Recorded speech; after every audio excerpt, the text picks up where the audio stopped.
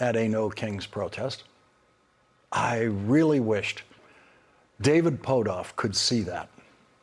David Pawlowski was the smartest person I have ever known about economic policy, and he did not like Donald Trump. Donald Trump was right about that. Smart people don't like him. When I was the chief of staff of the Senate Finance Committee, I had the honor of hiring David Pawlowski as the committee's chief economist. He was also our only economist. I told him I couldn't pay him what he was worth in the Senate staff salary structure, but I could give him the fanciest title I could think of for that job.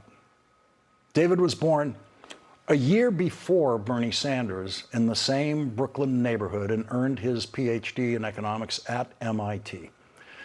The chairman of the Senate Finance Committee, Senator Daniel Patrick Moynihan, and I both loved David Pawlowski as a friend and as a teacher. There was just nothing better than having our very own economist at our side all the time, ready to make us sound smarter.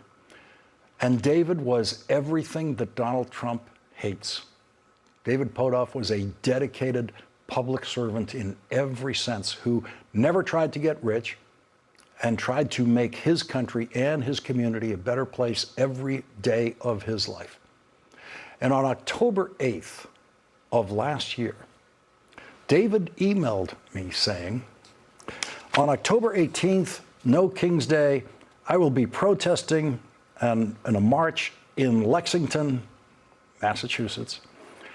I was told that we could not march on the Green, even though that is where the revolution started, getting rid of one king, and I thought it would be symbolic to protest there to keep another king out. And so I was intending to get arrested on the Green. Turns out a permit has been granted, so we can go on the Green. However, if there are masked ICE agents at the protest, I may still get arrested.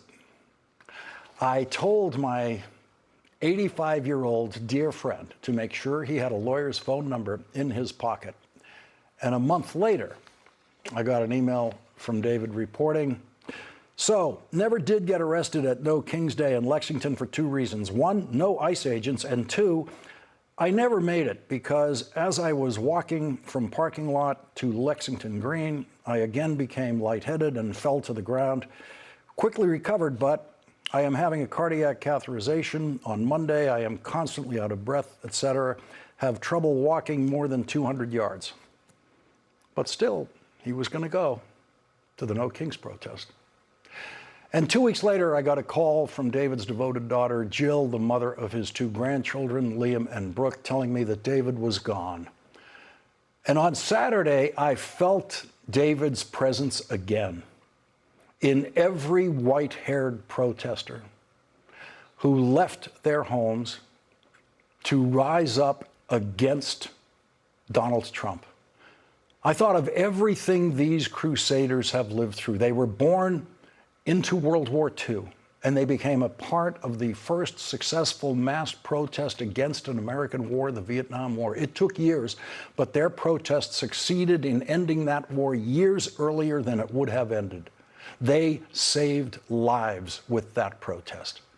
Many of them had already risked their lives in the 1960s in southern states protesting and trying to help black people register to vote.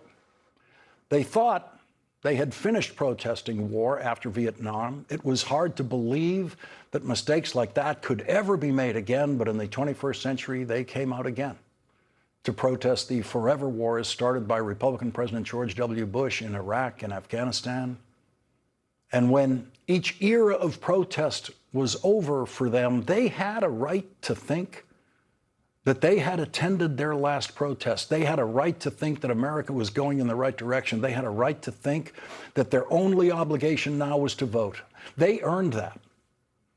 But then came Donald Trump.